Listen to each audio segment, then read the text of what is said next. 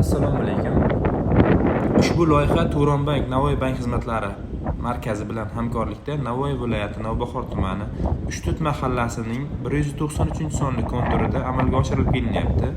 Bu yerda sholaning lazer navi yetishtirilmoqda. Yer maydoni 10 gektar, yerning uzunligi 365 metr, bo'yi esa 274 metrni tashkil etadi. Bu yerdagi ekinlar zamonaviy usullar bilan parvarishlanmoqda. Hozirda ekinlar unib chiqish holatida. Ekinlarni yetishtirish 130 kun davom etadi. Yetishtirish jarayonida sug'orish, tabiiy va mineral o'g'itlar bilan oziqlantirish nazarda tutilgan.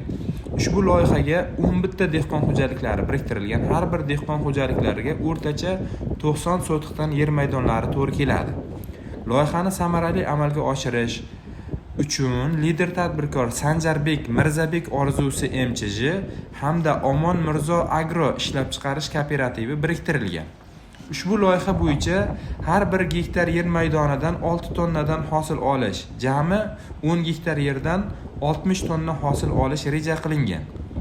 Mazkur ekin yig'ishtirib olingach, ikkinchi ekin ekish ham, yuqori daromadli ekin turlarini ekish ham nazarda tutilgan.